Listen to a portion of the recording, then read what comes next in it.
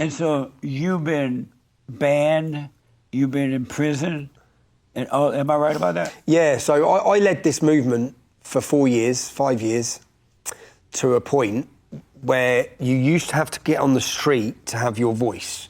This was at the start of social media. It was all at the start. I realised by 2014 that this was the answer. Yeah. That bypass the media and get straight into people's lounges when they're sat at home and speak to them through this. So I then become a citizen journalist and I started journalism. And I realised that I just need, because I'm from Luton, a town that's been destroyed, I know Luton's a blueprint for every town and city. New York is a blueprint for every city in America. Yeah. So my town was Luton. And I first come here in 2011 and I gave a speech called A Warning to America. It's before I had the platform I've got now. Because I wish someone come to my country 30 years ago and warned me. Right. This is what's going to happen. This is how it's going to happen. So I come to America even now on this trip to say, I'm telling you how it's going to happen. I've seen how it happens. They've took over my town. They've took over most major towns in the UK. They've changed the culture. The government surrendered to them. The police surrendered to them. The influence and money that comes in from Saudi, Qatar, and Iran. It's a real problem. And if you don't get a grip on it now, you'll be in the position we're in, where our government don't know what to do. They're unwilling or unable to tackle this Islamic problem through fear. They don't know what to do. We've got 5 million Muslims who are not going to integrate or assimilate.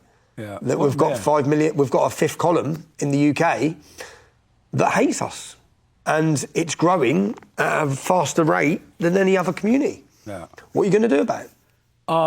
At one time, were there no Muslims in the UK, or only a few? How did so many people get there? So many Allahu Akbar people get there?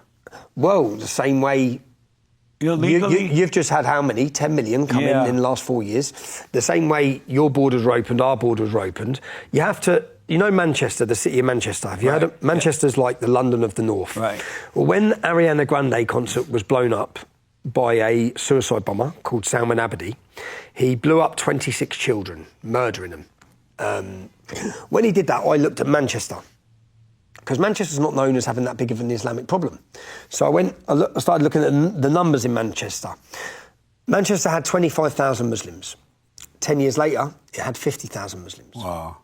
10 years later, it had 100,000 Muslims. Yeah? 10 years later, so it's doubling, okay? Now, Manchester only has 500,000 people. So you're another 20 to 30 years away from the entire city of Manchester being Muslim, and it happens like that. And I've seen that in my hometown.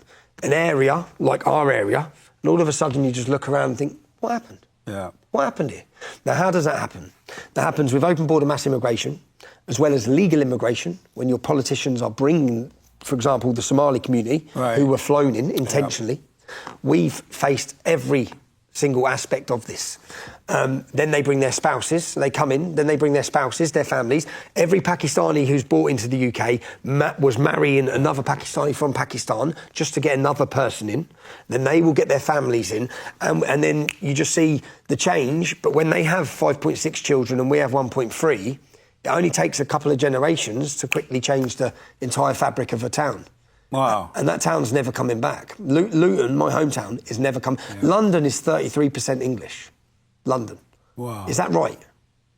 Is it right that whites are going to become a minority in England? Is that right? It's not right. And it wouldn't be right if blacks become a minority in Nigeria. It wouldn't be right if Japanese become a minority in Japan. Are there more Allahu Akbar people in the UK than black people?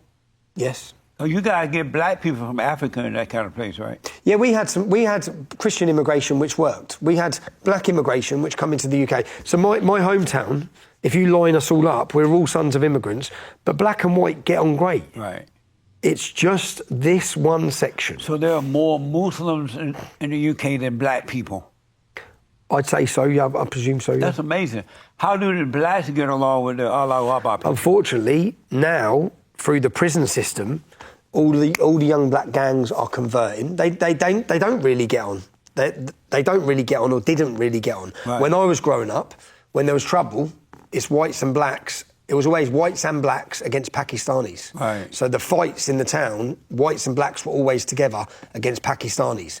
What Islam's then done now is converting many of the young black gang members. And they're doing it in your prison system here. They are, yeah. So then when they come out, say in Chicago, all the main gangs, they then become Islamic. Right. They then have a foothold and a stronghold, Islam. So in my hometown, in our area, Muslims couldn't get a stronghold in that area because people would rebel against them bringing heroin, because they all sell heroin. We don't, yeah? That's their drug. Right. So they'd bring heroin in and people would fight against them. But then once they start converting the gang members from our area in prison, they come out, all of a sudden, Islam has a stronghold in every estate. And whoever controls the streets controls the town. That's the reality. So the Muslims bring in the heroin? Muslims bring in the heroin. Really? That's a Muslim drug from the UK. How many times have you been in prison? Or in jail or whatever? 5. 5 times. And how were you treated in jail, inside the jail? So, first time I went to jail, 2004, before I was known as Tommy Robinson, jail was fine. It was all right. Once I then become Tommy Robinson, obviously every Muslim wants to kill me. The last jail, I just come out of jail in May, which was for making a documentary. I got 18 months in prison for making a documentary. That's how far Britain has fallen, yeah? You can't even make a documentary now.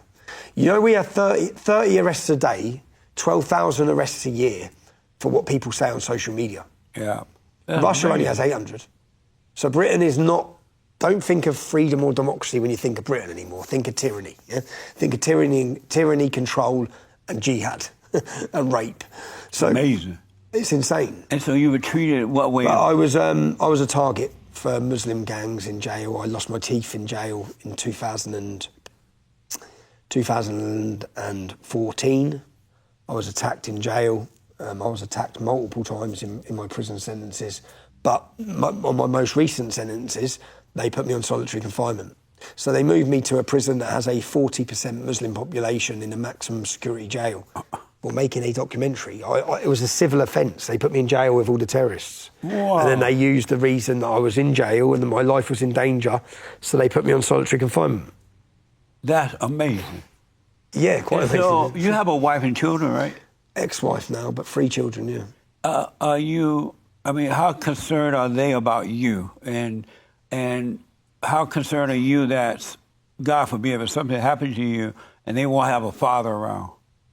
Yeah, of course I'm concerned, and I had these sort of discussions with my ex-wife, but this is far bigger than my 3 children. Yeah. This is an entire generation of British children who have been raped, abused, forgotten. I love my children more than anything. I also hold my responsibility as a father is to make sure that there's a safe and prosperous country for them. Yeah. And I think that, unfortunately, we have created a generation of cowards. Yeah. And at the same time, so people say, when you put it into perspective, so yes, I've faced lots of threats. Yes, I've had a few violent beatings. That's nothing in comparison to what our forefathers sacrificed and were willing to sacrifice, running into beaches with a life expectancy of minutes. They done that willingly. They pretended they were old enough to go to battle when they weren't. They kissed their kids goodbye because they understood there was something far greater than them. We now all look at ourselves and think of ourselves as just as us. I went to, again, I'll say Israel, and I met some lone soldiers when I was in Israel, about 10 of them. And these lone soldiers had travelled, their family aren't in Israel, but they're Jewish. They'd travelled to fight on the front line for something far greater than them. Yeah. And we've lost that. We've lost that togetherness, that unity. And I think that, so when I put it into perspective, we have to fight for Britain. The reason we've got in such a mess is because all of us have been too scared to be called a name. Yeah. Too scared to lose your job. Like, who cares if you lose your job? Your country's about to be fucked. I agree. You're losing your nation. Yeah? You're losing your identity. There is 1,000 years of English Christian history, and you're going to give it away in 60 years because you're too scared to be called a name. It's insanity, really, when you think. And I keep saying, when Britain remembers who we are, which is the hardest thing we've had to do, is to wake the men up to remember who they are. And when I say remember who they are, it's in our DNA to fight. It's in us. It's in our blood to fight. We fight tyranny. We don't bend to it. We don't cower to it. When I was growing up on the plantation in Alabama, before the Jim Crow law, white people used to be tough. They spoke up, they fought back, they dealt with things. I never imagined that white people could be so weak, become so weak and so afraid that they would give up their own country. The place that they built, they found it, they built, they made it beautiful, and they allowed other people to come in. And then they allowed those people to take over their home and just do what they want. I'm shocked that white people are so afraid. I never thought I could see that. I would say that in the last 24 months, something huge is happening in Britain. There's a mass awakening, a spiritual awakening, where that fear that kept people silent, the dam has burst. Men are awake. Something huge is happening. Is it true that they have in the UK a Sharia town, located there is controlled by Sharia law or something? We have 100 Sharia law courts. In your own country? Yes. Why does the white government allow that to happen in their own country? They allow it to happen because there's an alliance with them because they want their votes. So they let them manage their own communities, let them import this medieval, backward ideas. And for a multitude of reasons, they're also scared of speaking about it. Everyone's scared. But again, you're about to see a political revolution, a cultural revolution in Great Britain where people aren't going to be scared. And they're going to be saying, time's up. Like, tell the people what Sharia law is. Sharia law is the law of Islam. It's the teachings of Muhammad, and it's taken from the Hadiths and the Sunnah and the Quran and the biography of Muhammad. And it's oppressive, it's total control. It's 64% of the Quran tells them how to treat us.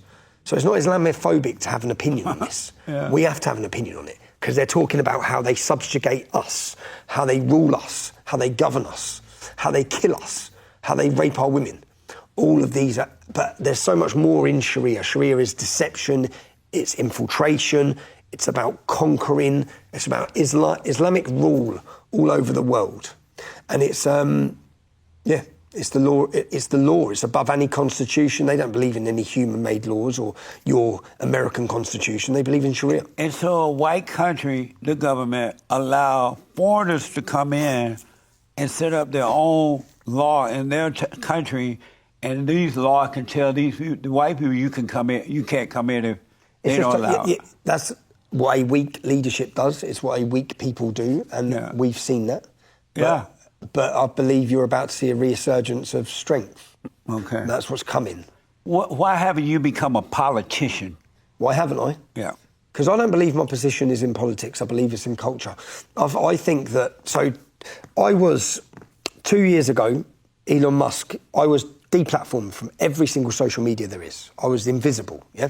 So I become, in 2017 or 18, when I was doing my journalism, I become one of the most watched journalists in the world. Yeah. Then YouTube, Facebook, Instagram, Twitter, every one of them together made me invisible and deleted me. Yeah? Amazing. So they took back the power. They saw that I was having an influence and they removed me. 2 years ago, Elon Musk turned me back on. He turned the British public back on. When he did, I flew back to the UK because I was living in Spain. I flew back to the UK. I called a meeting with 10, 12 other influencers who have all faced censorship. Katie Hopkins, Lawrence Fox, Carl Benjamin, Maya Tusi, we all come together, and we had a vision, said that if we set up a political party, we need hundreds of millions of pounds. We don't have that. If politics is downstream from culture, if we change the culture, we are going to change the politics. Right. So let's agree, let's spend some time together. We booked into a hotel, we brainstormed, and we wrote down what's your 10 most important points to save British culture. What's yours? We all wrote down our 10 points and we narrowed it down to 5. And the discussion was not what we disagree on. Yeah, I don't care what we disagree on. because we're going to disagree on a lot with all these different egos. Everyone's got an ego. Right. What do we agree on? Yeah. So we got to the 5 main points that we all agreed on. We are a Judeo-Christian culture. We need to get back to it. Yeah. We need to re-establish what built this nation, which was the Bible. Yeah. We need to re-establish what made it great, Great Britain, which was Christianity. Yeah. So Judeo-Christian culture. We're against the LGBTQ plus indoctrination of children in education. We are for free speech. We're against mass immigration. We're against Islam. We all agree on these 5 points. Amazing. Now, if we agree on these 5 points, then at the time, I only had 300,000 people on X, but I was still deleted off of YouTube. But she wasn't. He wasn't. He had TikTok. So we all come together and said that if we agree British culture's in danger. Everyone, we all do, yes. Are we agreeing now we're going to fight together and work together on these values? Yes. Then if we make a promo video now for an event on the streets, and the event is now about celebrating, we've been told not to celebrate British culture. We've been made to feel ashamed. We shouldn't feel ashamed. We're the best country in the world. We've given the world everything. So Western civilization is superior to all other civilizations. So we then decided to work together, and with a click of a button, I said, if we walk out of this room, we can click a button. If we all put the same video out at the same time, we reach the entire British audience. We can combat and beat the BBC. We can beat all. You're smart, man. So that's what that's what our plan was. And then and we held our first event on the 30th of June, 2024, and 30,000 Brits turned up. And we introduced music. So we introduced. I'll show you now, because music is. We've just now created. We have a band. We have live music at each one of our events. Again, culture, and. We write our own music. This is our next, which I think is beautiful. And it wasn't just beautiful, but it showed people, because people have been tarnished. It showed, this is our next, this is our gospel band. This is God's kingdom. We reintroduced Christianity back into the British public through culture and identity. Lift your voice, Britain, sing and stand strong. And it's a moment of beauty, man. It's a, Valleys to the coast, from the cities to the fields. This nation is our gift from God. In His promise we are. and we introduced this bit by bit. And this isn't about a demonstration. This is about a spiritual awakening. Right on. A country who lost faith, lost identity, and lost belief. You're not going to reinstall that overnight. But we had a vision. We went over, in the last 2 years, we went from 30,000 to 100,000 to 200,000 to millions. Our last event on September 13th was the biggest event in British history. And in 4 weeks, we're about to put on the biggest show the world's ever seen. White power. Not white power, no. That's what our detractors say. I love white power. People power. No, we need white power. We need people. White power.